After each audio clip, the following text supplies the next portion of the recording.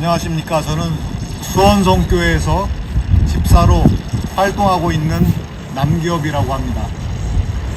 제가 이 자리에 선 것은 수원에 위치한 교회에 출석하는 사람이 분당 우리 교회까지 와서 발언하는 까닭은 이찬수 목사님과 분당 우리 교회 교인들에게 꼭 할 말이 있어서입니다. 대한민국에서 가장 영향력이 크다고 알려진 이찬수 목사님은 작금의 탄핵 정국에서 내가 옳으니 하는 판단을 유보하고 기도하자는 자신의 설교가 큰 논란이 된다고 생각하고, 이에 대해서 2월 5일, 2월 1일 어제 날짜로 교회 홈페이지에 다음과 같이 공고문을 내셨습니다. 지금 교회마다 각기 견해가 다른 두 그룹의 성도들 사이에 격렬한 논쟁으로 서로 간에 상처를 주고받고 있다.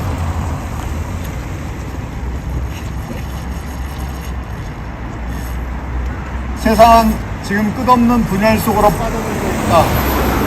어떤 그룹은 대한민국이 달린 민주적 절차와 사법 시스템을 통해 판가름 날 것이다. 나의 말은 각자의 생각과 정치적, 법적 판단을 하지 말라는 뜻이 아니다.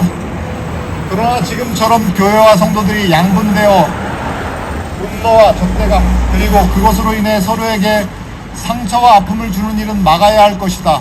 그래서 교회 안에서 성도들끼리 극심한 대립으로 갈등과 상처가 양산되고 있기에 서로 간에 분노와 혐오를 쏟아내는 일을 잠시 내려놓고 함께 하나님께 기도하자는 호소를 드린 것이다 라고 해명했습니다. 거두절미하고 이찬수 목사님께 질문합니다. 지금 내란을 일으킨 윤석열 정권이 들어서는데 1등 공신이 누구입니까? 교회 아닙니까? 더 정확히 말하면 이찬수 목사님처럼 설교하는 목회자들 때문 아닙니까? 신명기에 돌로 쳐서 죽이라는 무당과 무속에 쩔어있는 후보라는 걸 잘 알면서 교회가 그토록 경계해온 신천지와 한패로 움직인다는 걸 알면서 침묵한 것이 제1원인 아닙니까? 날씨는 볼 줄 알면서 시대를 분별할 줄 모르는, 아니 분별하는 걸 포기한 목사님과 같은 분 때문에 내란의 우두머리 윤석열이 대통령이 된 것 아닙니까? 그래서 바다도 아니고 도로에서 159명이나 되는 청년들이 사망하는 이태원 참사가 일어났고, 이미 확정된 고속도로 종점도 변경하려는 어처구니없는 일이 발생했으며, 하나님이 만드신 바다에 후쿠시마 핵폐수 방류가 되게 되었으며, 평화가 아니라 긴장과 전쟁의 위협이 전증했고, 조국의 독립을 위해 목숨 바쳐 헌신했던 분들을 모욕하는 사건이 일어난 게 아닙니까? 세례 요한의 심정으로 외칩니다. 이찬수 목사님, 회개하십시오. 이찬수 목사님과 같은 분들의 침묵이 내란 우두머리 윤석열 정권이 들어선 제1원입니다. 하나님 앞에, 민족 앞에, 역사 앞에 회개하십시오.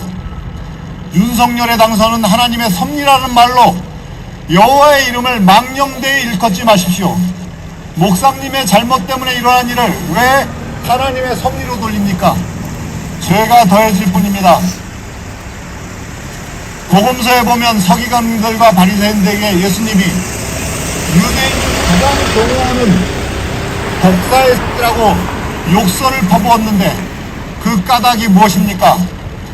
서기관들과 바리새인들이 설교, 즉 그들이 말씀의 해석의 권한을 갖고 있기 때문 아닙니까?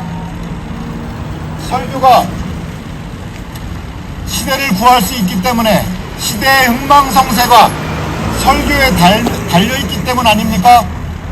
설교가 그렇게 엄중한 것 아닙니까? 그래서 설교를 해석된 하나님의 말씀이라고 하는 것 아닙니까? 또 목사님은 작금의 상황을 극도로 분열된 상태, 성도들끼리 극심한 대립으로 갈등과 상처가 양산되고 있는 위험한 상태라고 진단했습니다. 그래서 묻습니다. 분열의 원인이 무엇입니까? 목사님과 같이 말씀을 맡은 사람이 옳고 그름을 분명하게 선포하지 않기 때문 아닙니까? 내란이 좌와 우의 문제입니까? 진보와 보수의 문제입니까? 친공산주의, 반공산주의 문제입니까? 민주주의 국가에서 반헌법적인 계엄을 선포하고 국회에 총을 든 국민을 난입시키고 북한을 자극해서 전쟁을 유도하는 것은 명실상부한 내란입니다.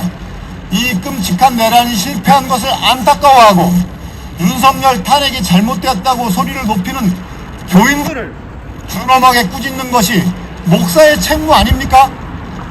그 역할을 해야 할 목사님이 분열이 있으니까 기도하자고 법의 심판을 기다리자고 하다니 이게 말이 됩니까? 명백한 책임 회피입니다. 하나님의 준엄한 꾸짖음을 피할 길 없습니다. 분명하게 말합니다. 지금의 분열은 세상이 만든 것이 아니라 목사님 같은 분들이 시대를 분별하지 못하기 때문에, 아니 분별하지 않기 때문에 생긴 것입니다. 혹시 그것은 신앙의 영역이 아니라 정치의 문제라고 할지 모르겠습니다. 만약 그렇게 생각한다면 주기도문을 앞으로 하지 마십시오. 뜻이 하늘에서 이루어진 것처럼 땅에서도 이루어지이다. 이 위대한 기도를 더 이상 드리지 마십시오. 공평과 정의의 하나님 나라가 이 땅에 임하는 것, 하나님의 통치가 이루어지는 것이 정치를 떠나서 가능한 것입니까? 이찬수 목사님, 하나님의 공의가 드러나기를 기도한다고 쓰셨던데, 하나님의 공의는 기도한다고 드러나는 것이 아닙니다.